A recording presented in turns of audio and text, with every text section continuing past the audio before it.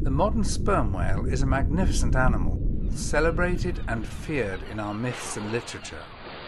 Nature reports a major new discovery in Peru of one of its ancestors' fossilized remains, an ancestor much more fearsome than the creature we know today.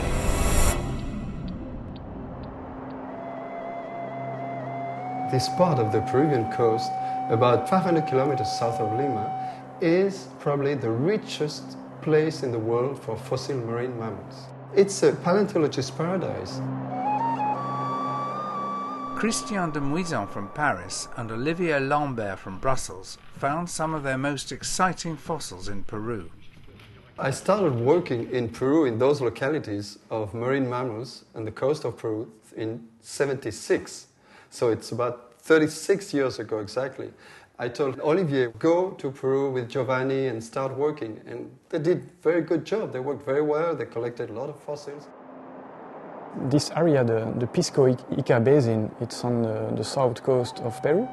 It is a desertal area, and you have very large outcrops in which you find fossils. And so you just need to walk in the desert and look at these kind of little hills that always, most of the time, correspond to the presence of a fossil marine mammal. So it's a fantastic area to study. Every type of whale has its own particular way of catching its prey.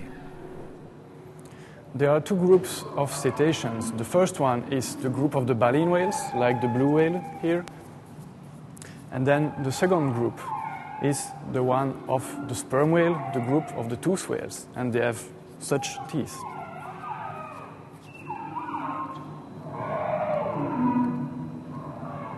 Baleen whales use huge filters called plates to trap the plankton and krill they eat.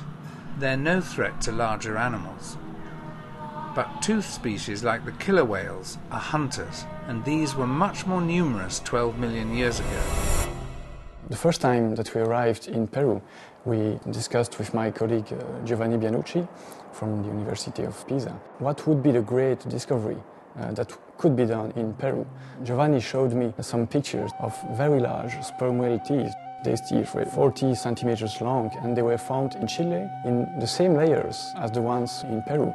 And so Giovanni just told me the best thing that could happen to us is to find the skull, which is associated to these teeth. And in November 2008, this is what happened. With Olivier and Giovanni were Jelly Ruma from Utrecht in the Netherlands and Mario Obina from Lima in Peru. Mario found the site, and Klaus Post from Rotterdam found the specimen itself on the very last day of their trip. We realized that there was a huge skull of a tooth whale. The skull was partly broken and it was upside down, and what we have seen there immediately is huge alveoli for teeth. So it means that animal had upper dentition. So quickly we realized that it was a new animal, a new species, a new genus, completely different from what we knew.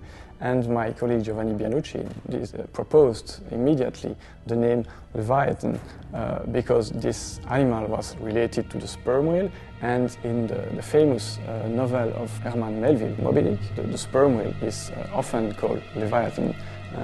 And then we added the species name melvillei just in honor of Herman Melville and his fantastic book. This is the skeleton of a modern sperm whale, the largest tooth whale. Our new animal from Peru has a size similar to this sperm whale, but on this new species, there were teeth also on the upper jaw, like that. Modern sperm whales' teeth seem to have no role in hunting. Rather than biting their prey, usually giant squid, they suck them into their jaws.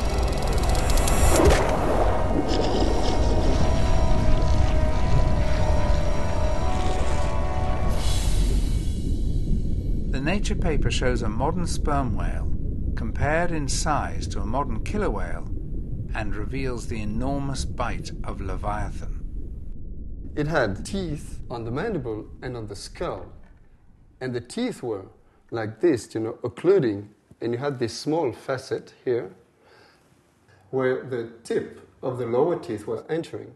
And it's just a wear facet from the lower teeth on the upper tooth. And it means that this animal was using its teeth not to eat squids like the recent sperm whale, but to eat big animal with skeleton. And we, Olivier and I, and Giovanni in class, we think that this animal was eating whales, small baleen whales, which were living in the locality, in the place, in the coast of Peru by the time, 12 million years ago. Even Herman Melville's Moby Dick would have lost any fight with Leviathan melvillei from Peru. This animal was as big as a recent sperm whale, but the teeth were almost twice bigger. This tooth is about 36 centimeters long, and the diameter is 12 centimeters in diameter, which makes this animal the biggest tetrapod bite ever discovered. This is unfinished business. The paleontologist will be returning to Peru in a few months' time. What do they want to learn now? I say it's a paleontologist's paradise. And it's also a natural laboratory of evolution, because you can follow beds after beds. The fossils are just transforming. You see then the rostrum is getting longer, the teeth smaller. So it's absolutely fantastic. We hope to find more. For example, we don't have any idea of the postcranial remains. The vertebral column, we don't know really how long it was. The shape of the flipper, we don't know about it. So it would be interesting to find more.